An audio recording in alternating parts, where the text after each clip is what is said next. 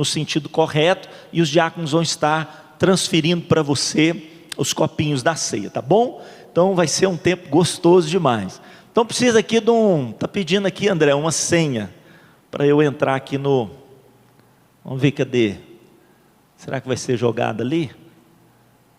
Vamos aguardar aqui, uma senha. Aquela vez projetou aqui a senha, eu digitei e deu certo, vamos ver.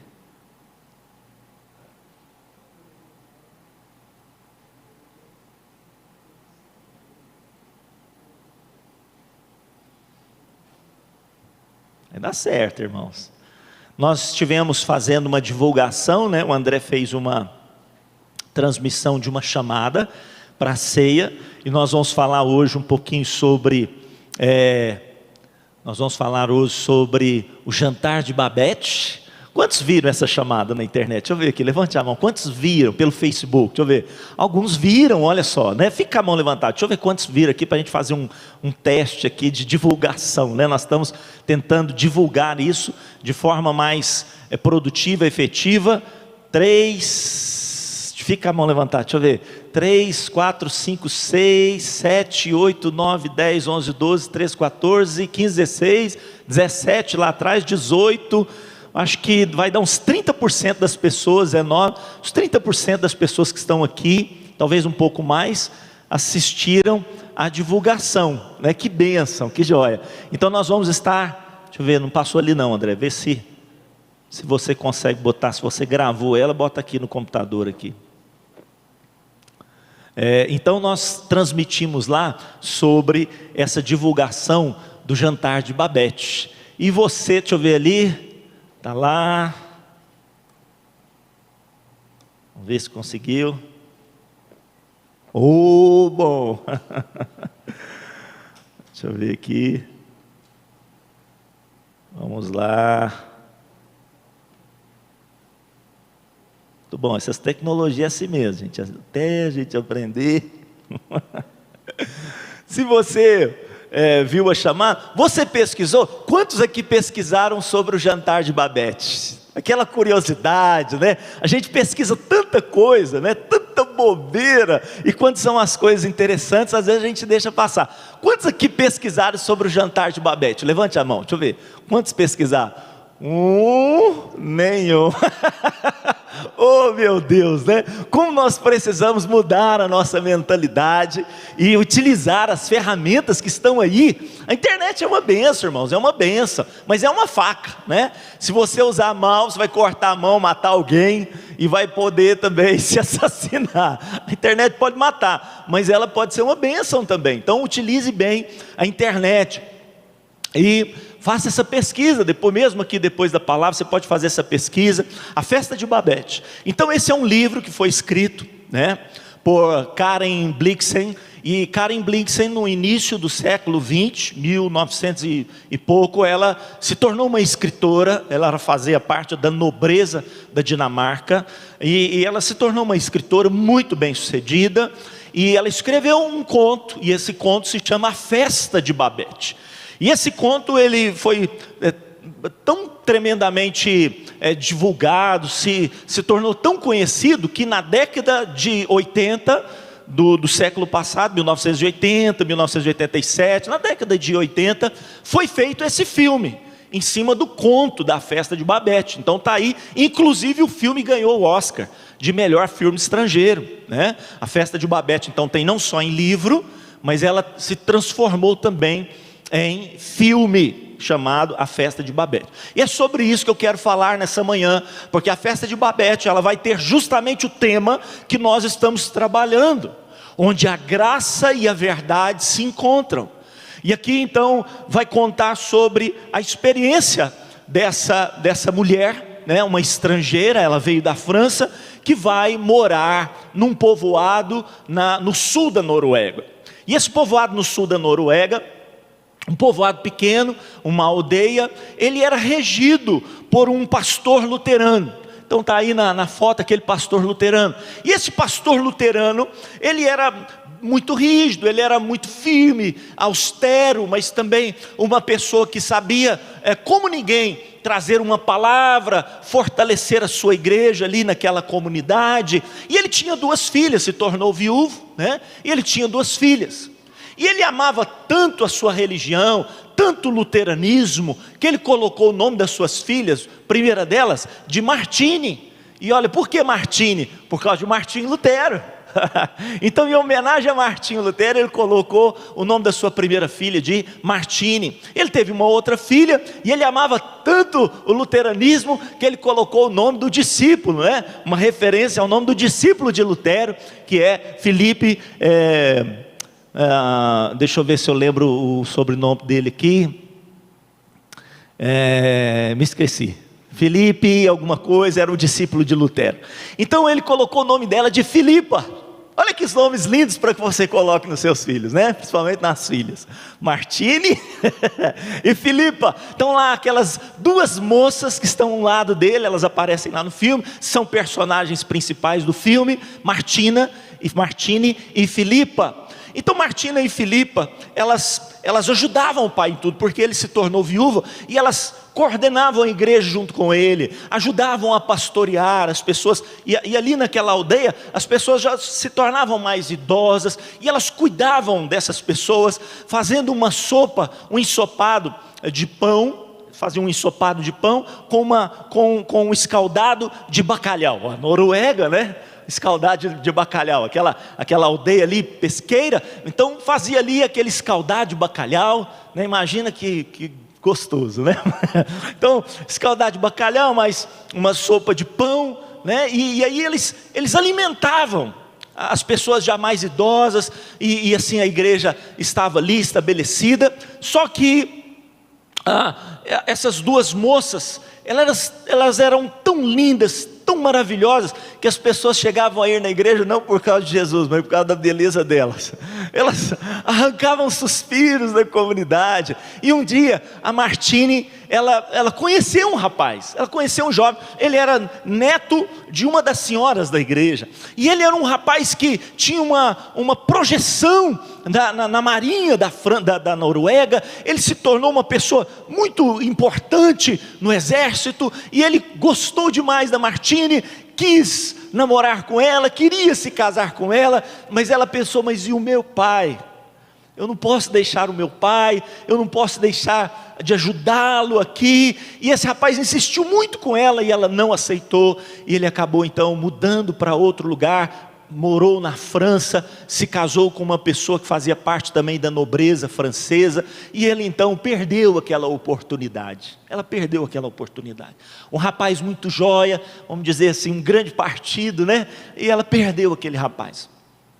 A Filipa, além de linda, maravilhosa, ela tinha uma voz como de rouxinol. A voz dela era encantadora, era maravilhosa. Então as pessoas iam para a igreja não só para ver a beleza de Filipa, mas quando ela cantava, as pessoas iam ao céu, né? A voz dela era encantadora. Até que um dia, um dos tenores da França, ele adquiriu uma enfermidade e foi para esse povoado, despretensiosamente, porque indicado esse povoado para ele. E ele então vai para esse povoado, um tenor da ópera de Paris. Ele vai para lá, e ele passeando na aldeia, ele escuta a Filipa cantar, e ele é atraído por aquela voz, e ele diz para ela: olha, deixa-me treinar a sua voz, se você me permitir ser o seu mentor, te ajudar a trabalhar a sua voz, eu colocarei Paris aos seus pés, a França estará aos seus pés. E então ele começa a dar aulas para ela, a voz dela vai se tornando cada vez melhor, e num desses ensaios, os dois se encantam um pelo outro. Os dois se encantam, e aí então ele se aproxima dela, e vai abraçá-la e beijá-la, e ela diz: não, mas e a minha religião, e o meu pai, como é que vai ficar as coisas? E ela se tranca dentro de si. Tal era o legalismo daquela vila, tal era o legalismo, a religiosidade em que eles viviam, e ela se tranca, ela fala: não posso, não posso. E ele então, ele sai, vai embora, ele volta para Paris, entendendo que ele perdeu também uma grande moça, uma pessoa que poderia casar, ter uma vida feliz, e não só ele, mas ela também, e ela permanece ali. O pai morre, elas envelhecem, o pai morre, elas envelhecem, e aí então elas se sentem na responsabilidade de darem continuidade ao trabalho do pai, e elas vão cuidando das pessoas. Só que nesse momento, depois da morte do pai, as pessoas naquela igreja, uma igreja muito organizada, todos tão bonitinhos, sentados assim, ó, tão bonitinhos como estão hoje aqui, né? Tão cheirosos, tão bonitinhos, essa comunidade tão linda por fora, essa comunidade estava podre por dentro, porque ela vivia na legalidade, no rigor da lei, e não experimentava a graça que transformava. E aí algumas pessoas foram causando encrencas umas com as outras, aquelas senhorinhas fofoqueiras começaram a falar umas das outras e tal, e a igreja foi diminuindo. Filipa e Martini tiveram muito trabalho de permanecer com a igreja ainda em pé, aberta, e um dos irmãos parece que roubou um outro irmão, e ninguém sabia quem tinha feito aquilo, ele guardou aquilo no coração, nunca contou o seu pecado, e vivia com a outra pessoa de forma hipócrita, descarada, e havia boatos de que um dos casais, o homem, traía com uma outra irmã da igreja, havia adultério no meio da igreja, mas ninguém falava nada, só nos bastidores, e com isso a igreja foi se tornando cada vez mais dividida, ia diminuindo-se cada vez mais, se apequenando cada vez mais. Aí, naquele estado de luta, de peleja, que Martini e Filipa viviam, bate na sua porta, numa noite chuvosa, uma mulher, e essa mulher se chama Babete, e ela fala uma língua que elas não entendem, porque ela estava falando francês. Ela tem uma carta nas mãos, e essa carta, quando elas não entendem o que ela está falando, ela está abatida, ela está praticamente desmaiando, porque ela está com muita fome, e nessa carta, então, chega ali, elas descobrem que é o mesmo tenor que vivia na França. Elas leem a carta, é aquele senhor que gostava de você, Filipa. A Filipa fica toda vergonhosa, fala, poxa, é ele mesmo, né? Ela já está idosa, e ela fala, poxa, é ele mesmo, ele parece que está recomendando ela para nós aqui. E foram ler, olha, ajudem Babete, porque estourou a guerra civil na França, a guerra de 1870, estourou a guerra civil na França, e mataram todos os seus parentes. Ela perdeu o marido e o filho, e ela está sendo perseguida, e ela precisa de um lugar para viver. Acolham ela. E elas ficaram muito receosas naquele momento, porque elas entenderam, poxa, é uma francesa, e a única qualificação ele colocou embaixo, ela sabe cozinhar, ajudem ela sabe cozinhar. E aí elas falaram assim, mas por causa da cozinha não, porque nós temos medo da cozinha francesa, eles fazem uns pratos tão exóticos, até hoje, né, irmãos? Quantos já comeram escargot aí? Eu já comi. Então, eles fazem uns pratos tão exóticos, ela falou assim, não vamos deixar ela mudar nada do nosso cardápio, mas com muito custo elas ajudaram a Babete, e a Babete começou a aprender a língua delas, e elas não deixavam a Babete fazer nada, a não ser a sopinha de pão e o escaldado de bacalhau. Mas a Babete, ela começou a trazer, mesmo nessa escassez de cardápio, a Babete começou a trazer um tempero especial, e os habitantes daquela aldeia, mesmo com a sopinha fraca e com aquele bacalhau mal cheiroso, eles começaram a apreciar aquela comida. E a Babete então foi ficando 1 ano, 2, 10, quando Babete inteirou 12 anos que estava ali, ela recebeu uma carta, porque anualmente um amigo seu na França pegava o número dela, que ela apostava na loteria da época, nem sei se chamava loteria, apostava, e fazia isso por ela todos os anos, se lembrando dela, tentando ajudá-la. Nunca foi sorteada, anos e anos. Naquele ano a Babete foi sorteada, e segundo o livro ela ganhou 10 mil francos. Poxa, eu não sei quanto que seria isso no século XIX, 10 mil francos. Eu fui fazer o cálculo hoje, um franco é quase 6 reais, um franco. Então imagina, naquela época era muito mais. Alguns calculam que ela deve ter ganhado, na nossa época, entre uns 500 mil a 1 milhão de reais. Poxa, ela ganhou. Então a Filipa e Martini ficaram satisfeitos, mas ao mesmo tempo tristes, porque pensaram: agora ela vai embora para a França.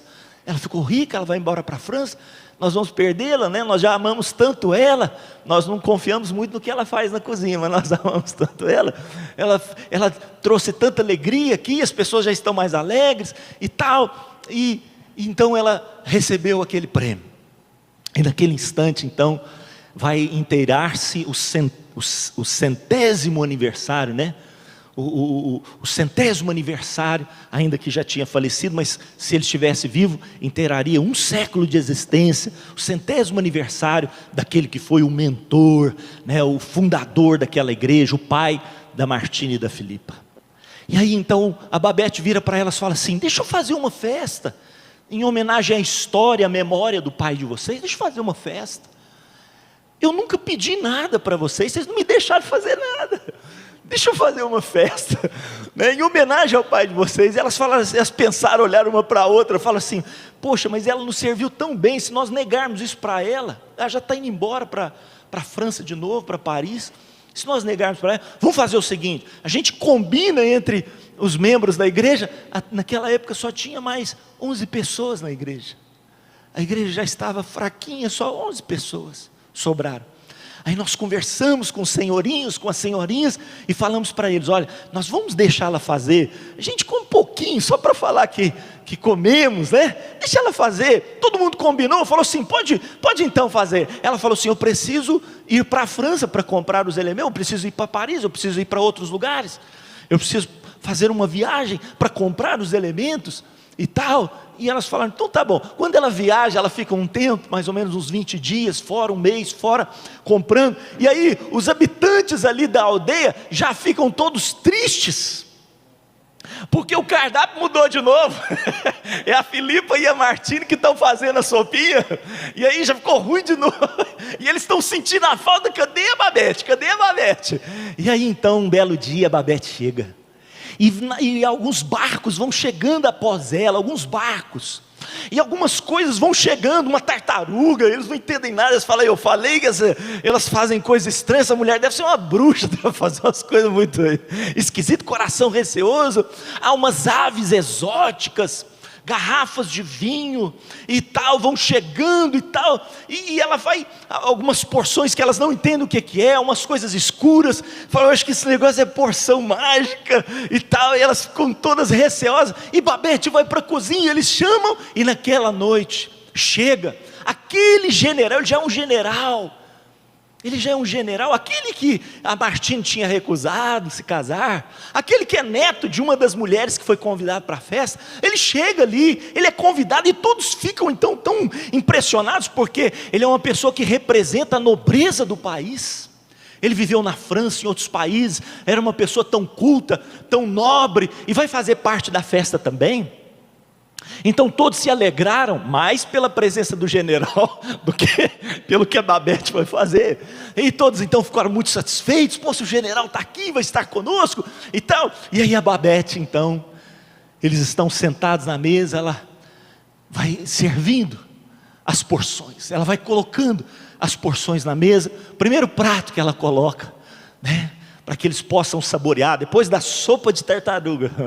A entrada é a sopa de tartaruga. Quando a sopa de tartaruga entra, o general fala: mas que sopa deliciosa, como vocês fizeram uma sopa de tartaruga? Essa tartaruga não se encontra por aqui, essa tartaruga é da região de tal. Ele vai falando todas as características da tartaruga. Eles tomaram só um pouquinho, ficaram achando estranho aqui, nunca tinham tomado uma sopa de tartarugas.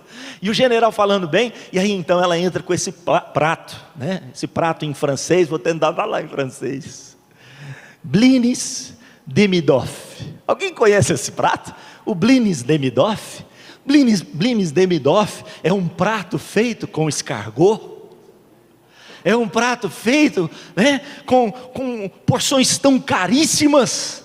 E quando o general então, ele chega a esse prato lá, ele fala: gente, que festa é essa que vocês estão fazendo?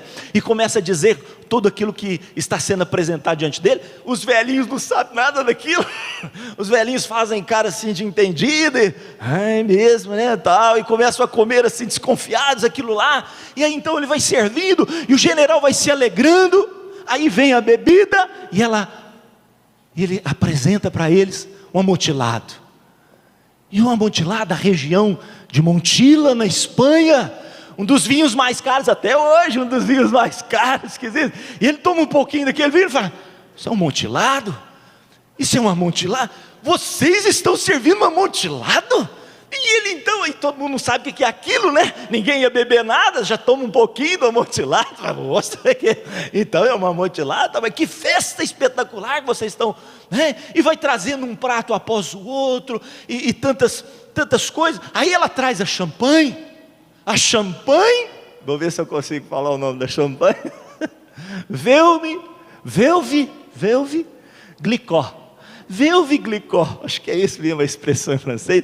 É uma champanhe produzida em Champagne. Você sabe que Champagne é uma região da França. É uma champanhe produzida na França, até hoje uma das champanhes mais caras, ainda existe essa champanhe. Uma das champanhes mais caras, dependendo da safra, uma garrafa dessa champanhe passa de 10 mil reais, só para vocês terem uma ideia. E ele veio aquele copo então para tomar com aquele prato. Todos os pratos tinham uma bebida específica. E aí então ele toma um pouquinho da champanhe e fala: poxa, esse é um Veuve Glicó. Poxa, como que vocês conseguiram uma coisa dessa? E o general, irmãos, ele vai ficando tão alegre com aquilo. E aí então aquelas pessoas vão se soltando. E aquele senhorzinho que tinha roubado, ele fala: eu estou sentindo tanta alegria nesse lugar, eu estou tão triste por dentro, eu preciso confessar algo. Todo mundo olha para ele: o que foi? Eu roubei de você. E aí eles começam a chorar ali: eu roubei de você. E ele começa a confessar aquilo: eu te fiz mal, eu quero restituir, porque nós estamos tão felizes aqui, nos lembrando do nosso pastor, e esse ambiente tão feliz, mas eu estou tão triste por dentro, eu preciso confessar. E aquilo foi jogando aquelas coisas ruins para fora, e aquela tristeza foi dando lugar à alegria, mais pela presença de Deus, porque pelo vinho eu creio. Mas então eles ficaram tão alegres, e aquelas senhorinhas começaram a se reconciliar. Eu falei tão mal de você, me perdoa. Elas começaram a se abraçar, e a festa foi se transformando em uma festa não só de sabores naturais, mas de sabores espirituais. Cadeias foram sendo quebradas, o próprio preconceito que elas tinham com Babete foi sendo desfeito, até que vem Coupe de Grèce. O que é Coupe de Grèce? Acho que é Grèce que fala em francês. Grèce. Coupe de Grèce. O que é Coupe de Grèce? Coupe de Grèce é o prato principal. Só que essa expressão, se você colocar ela no francês, lá no Google, né, no Google Tradutor, se você colocar essa expressão do francês, ela fala assim, é o golpe de misericórdia. Esse é o prato principal, o golpe de misericórdia, é o prato mais importante, é o golpe de misericórdia, é o golpe da graça. Aí quando chega essa codornize, aí o general não aguenta, ele falou: que vocês estão me servindo isso aqui. Essa codornize, para vocês terem uma ideia, ela tem trufas negras dentro dela. Depois você pesquisa o que são as trufas negras. Ela tem trufas negras dentro dela. E o general então falou: não é possível que eu vou saborear, né, esse prato. E aí então ele, tão exultante, tão alegre, ele não aguentou mais, falou assim: eu preciso discursar nessa noite. Os senhorzinhos e as senhorinhas já felizes porque estão se reconciliando, estão felizes porque a graça foi derramada naquele lugar. O general se levanta, ele diz: eu preciso discursar nesse lugar. E ele começa discursando pelo Salmo 85, versículo 10. E ele diz então para aquelas pessoas que estão ali hoje, ele cita o Salmo 85, verso 10, ele diz assim: hoje encontraram-se a graça e a verdade, a justiça e a paz se beijaram.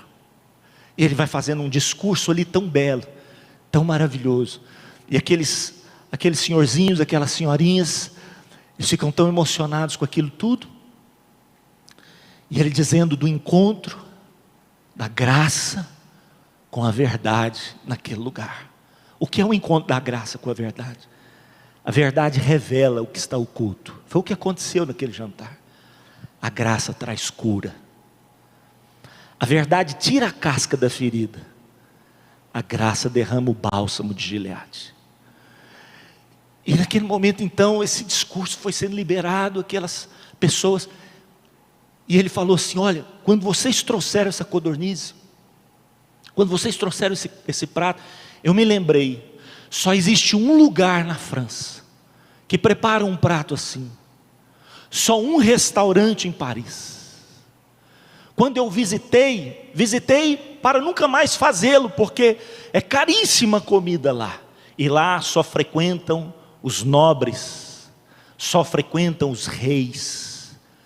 Esse restaurante, o Café Anglais, foi uma vez que eu fui ali e saboreei esse prato. É semelhante, é igual. Esse prato é caríssimo. Quando eu comi ele hoje aqui, nessa vila esquecida, nesse lugar tão distante, de pessoas tão simples, quando eu comi esse prato, eu me lembrei desse lugar. Nesse restaurante, existe uma única cozinheira da França que consegue fazer esse prato tão bem. E Babette escutava, dentro da cozinha, o comentário do general. Ela escutava tudo que ele estava falando. A festa terminou. Os senhorinhos e as senhorinhas saíram para fora cantando alegres. A igreja tinha sido restaurada. Martine e Filipa entram na cozinha para agradecerem a Babette. Elas pensavam estar fazendo um favor para Babette, deixando ela fazer o jantar, mas viram que Babette salvou a vida dela, salvou a igreja com aquele jantar, um jantar que elas estavam recusando pelo preconceito. Chegaram na cozinha, pratos sujos, tudo ali por lavar. Babette com uma nostalgia, sentada na cadeira, olhando para o tempo.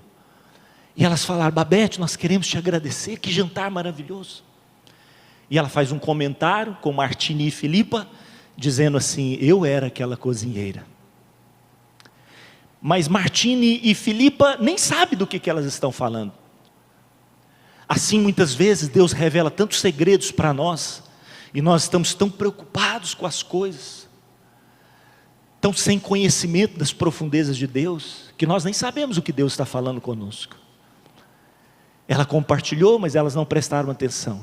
A cozinheira do restaurante Café Anglais, em Paris, era Babette. E naquele instante então, elas falam: mas não fique assim triste, Babette, porque a festa foi tão boa, tão tremenda, e agora você pode voltar para a França, você pode voltar para Paris, você pode voltar para a sua terra natal, você ganhou uma fortuna. E ela falou assim: eu não vou voltar porque não tem mais ninguém lá. A minha família toda morreu. Talvez os meus conhecidos estejam presos. Não tem nada lá mais para mim. Tudo que eu tenho e conheço está aqui. E outra coisa, é muito caro viver lá, muito caro. Eu já acostumei aqui, eu vou viver aqui, é muito caro. Elas falaram assim: mas por ser caro, não. Você ganhou 10 mil francos.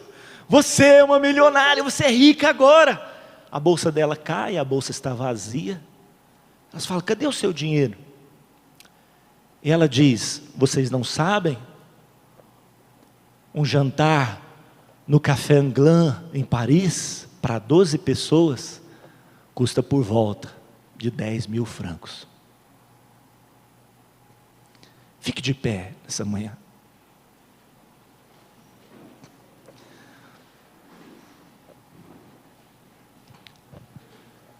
Sabe por que o general falou de Salmo 85, verso 10? Porque isso se concretizou na cruz de Cristo. Olha a cruz, veja ali a cruz por um instante. Observe a cruz de Cristo. Deixe essa cruz penetrar nos seus olhos e no seu coração. Observe a cruz de Cristo.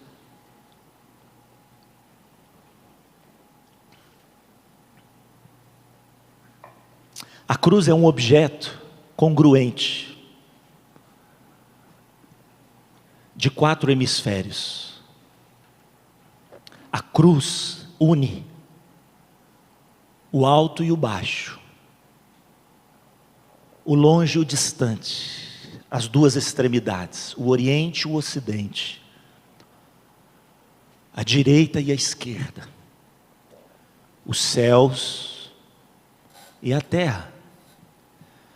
Ela é a conexão do vertical e do horizontal. Na cruz se encontram todas as coisas. Por isso que o general vai dizer: nessa noite, a graça e a verdade se encontraram. Naquele jantar, algumas verdades vieram à luz. Algumas verdades vieram, mas a graça cuidou de curá-las, de transformá-las, de sará-las. Se confessarmos os nossos pecados, Ele é fiel e justo para nos perdoar os pecados e nos purificar de toda injustiça. Naquela noite, a justiça de Deus, a justiça que precisa ser executada, porque o pecado defraudou, o pecado machucou, o pecado destruiu, o pecado matou. A justiça que precisa ser satisfeita encontrou-se com a paz. Por isso que a palavra do Senhor diz: justificados, pois, mediante a fé, temos paz com Deus. Por isso que Isaías vai dizer: o castigo, justiça, o castigo que nos traz o quê? Paz. Só Ele podia suportar, estava sobre Ele. Jesus possibilitou o encontro da justiça com a paz, da graça com a verdade. Graça é assim, diz Philip Yancey no seu livro Maravilhosa Graça. Graça é assim, não custa nada para quem desfruta, mas custa tudo para quem proporciona. Martini e Filipa viraram para Babette e disseram para ela: você ficou pobre de novo. E não é isso que a Bíblia diz para nós? Jesus se fez o que, gente? Pobre, para que nós fôssemos. Elas nem sabiam. Olha um pouquinho aqui para a mesa da ceia. Elas nem sabiam, mas elas estavam tomando a melhor ceia de todos, aquele jantar. Só reis e nobres conseguiriam pagar aquele jantar. O que custou para Martini e Filipa? O que custou? Nada. O que custou para aqueles velhos ranzinzas? Nada. O que custou para Babette? O que custou para Babette? Tudo. Tudo. Melhor do que um montilato. Melhor do que um montilato está aqui. Melhor do que os melhores vinhos. Melhor do que os melhores champanhes produzidos em Champagne na França. Não tem preço. O mais caro de todos. Feche os teus olhos agora. Deixa o Espírito Santo falar com você nessa manhã. Deixa Deus falar no seu coração. Às vezes nós pegamos um cálice como esse, tomamos de forma tão despretensiosa. É porque não custa nada para nós, mas custa tudo para quem proporciona. Deixa o Espírito falar com você nessa manhã. Deixa a marca da ceia penetrar na sua vida. Jesus disse assim: eu estava tão ansioso para tomar com vocês essa ceia. Não era um simples vinho que estava na mesa, não era um simples pão asmo que estava na mesa. Jesus disse: este agora é o meu corpo, é tudo que eu tenho. O meu corpo está aqui. O meu corpo está aqui. Na noite em que Jesus foi traído, Ele tomou o pão, ergueu, deu graças, partiu esse pão, entregou aos discípulos e disse: tomai e comei todos vós, porque este é o meu corpo que está sendo partido por vocês. é tudo que eu tenho, é o meu corpo. Fazei isso todas as vezes que vocês se reunirem em memória de mim. Naquela mesma noite ele tomou o cálice, ergueu, deu graças e disse: tomai, bebei todos vós, porque este agora é o meu sangue, é toda a minha vida, toda a minha vida. Esse é o meu sangue, que será derramado para perdão dos vossos pecados. Perdão dos vossos pecados. Fazei isso todas as vezes que vocês se reunirem em memória de mim. Porque todas as vezes que vocês se reunirem e fizerem isso, vocês celebrarão a minha morte até que eu venha. Até que eu venha. E tome de novo a ceia. Ele vai voltar, irmãos, e a ceia vai ser celebrada de novo com Ele, porque para nós não custou nada, mas para Ele custou tudo. Mas Ele verá o fruto do penoso trabalho da sua alma e ficará satisfeito. Quando Martini e Filipa viraram para Babete e disseram para ela: você agora ficou pobre, você está pobre de novo. Ela vira para elas e diz assim: um artista nunca fica pobre, um artista nunca empobrece. Jesus, com a arte da transformação, está trabalhando o meu e o seu coração, para sermos os melhores pães, para satisfazer o coração do Pai. Deixe esse artista trabalhar na sua vida. Deixe o artista da graça trabalhar no seu coração essa manhã, em nome de Jesus. Os diáconos vão passar, distribuindo a ceia. Se você em casa quiser vir buscar a ceia, pode sair do seu lugar agora, pode sair do seu lar, do seu trabalho, de onde você estiver, que você possa vir a esse lugar. Os diáconos vão estar distribuindo a ceia ali fora, e vamos adorar o Senhor com uma canção, em nome de Jesus.